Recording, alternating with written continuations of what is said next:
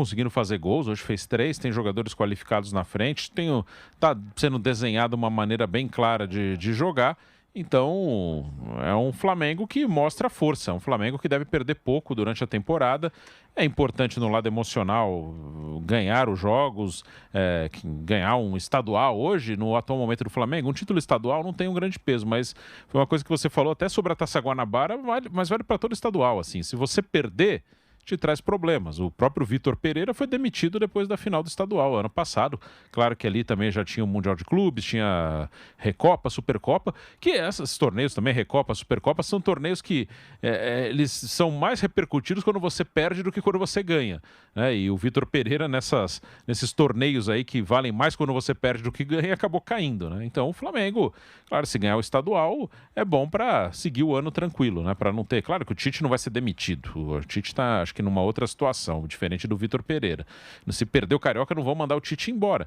Mas vai ter cornetagem, vai ter contestação. Aí, por exemplo, aí o Gabigol no banco já vira um problema. Por enquanto, não está sendo um problema grande. Então, é bom ganhar para evitar problemas, para aí sim chegar nas competições mais importantes que o Flamengo terá, Libertadores, Brasileiro, Copa do Brasil, com tranquilidade, com força para disputar os títulos.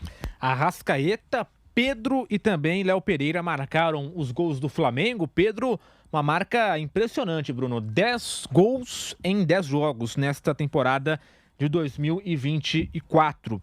E aí muita gente até questionou, né, ele não ter ido para a seleção brasileira com esses números. Ele já foi em outros momentos, e o Dorival já trabalhou com ele também e tal. E muita gente questionou essa não ida do Pedro para a seleção brasileira. De fato, é um início de ano muito espetacular do Pedro e acaba também, de uma vez por todas, cada vez mais, com aquela história do Gabigol que você citou. Muita gente falava, mas o Gabigol, o Pedro saiu vaiado de campo dia desses contra o Boa Vista. Muita gente nas redes sociais pedia, o Gabigol tem que ser titular, tem que dar um jeito de jogar os dois. Mas o time tá jogando bem assim e o Pedro realmente tá numa fase espetacular. Não tem como sacar o Pedro hoje do time titular. 10 gols em 10 jogos. Não tem. Hoje o Pedro é o titular, teve oportunidade e tá aproveitando bem, né? E se pro Tite um ou outro, eventualmente, podem jogar juntos ali, mas tá claro que a ideia de time do Tite, para bater uma sequência, para ser um time base, os dois disputam o mesmo espaço. E o Pedro está muito bem, né? Então o Tite não teria nenhuma justificativa ali para tirar o Pedro. Então hoje o titular é o Pedro e o Gabigol, que hoje não estava nem no banco, né? Teve um probleminha muscular, vai ter que esperar as oportunidades para tentar entrar nessa disputa. Por enquanto não tem disputa, por enquanto é o Pedro, o centroavante do Flamengo. E depois do título do Flamengo, o presidente Rodolfo Landim deu uma entrevista, né, e foi perguntado sobre aquela história do Gabigol no Corinthians, se tem chances dele sair e tal, e o presidente foi muito claro e falou, não, nenhuma chance do Gabigol sair, em outras palavras, né, ele não vai sair, vai ficar no Flamengo, tem contrato com o Flamengo, e falou, o torcedor do Flamengo pode ficar tranquilo. Então tá aí registrada também a declaração do presidente do Flamengo, Rodolfo Landim, agora há pouco, lá no gramado do Maracanã. Para fechar esse assunto... Flamengo chegou ao seu primeiro gol logo aos 19 minutos com o Arrascaeta, né?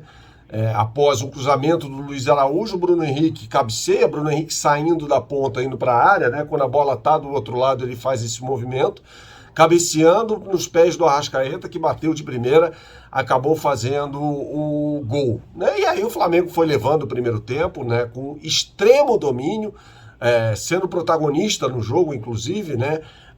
Com os dois zagueiros, Fabrício Bruno e Davi Luiz, jogando no campo do adversário, né? Numa situação que a gente vê, né, em alguns jogos do Flamengo contra equipes em que o Flamengo exerce o protagonismo do jogo, os dois zagueiros jogando ali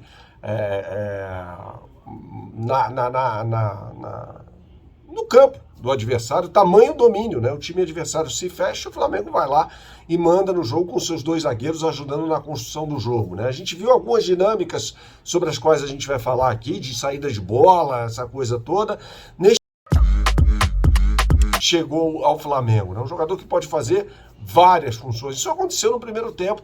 A exemplo do que aconteceu em outros jogos do Flamengo, aconteceu no Flamengo e Vasco, por exemplo, com o Gerson baixando e liberando mais o Pulgar para participar das jogadas mais à frente, mais adiante, né? Confundindo até a marcação do rival. O Flamengo do Tite faz muitas vezes isso, por muitas vezes isso, tá? Então é uma dinâmica muito interessante, muito importante de ser ressaltada por aqui.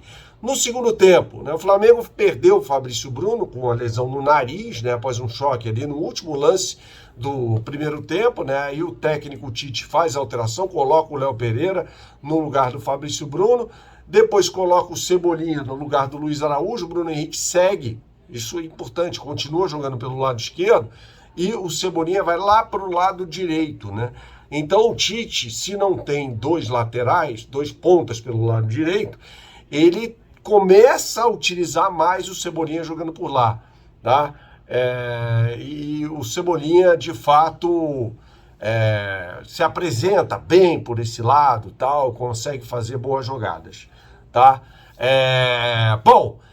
E depois do jogo houve entrevistas, né? A repórter Jéssica Dias entrevistou lá o presidente Rodolfo Landim, por exemplo, que falava sobre possíveis contratações. O presidente Rodolfo Landim disse, a janela não acabou ainda, quem sabe o Flamengo não fecha aí mais uma contratação, lembrando que o Flamengo fechou com o Léo Ortiz, são 3 contratações e 3 contratações muito boas, né?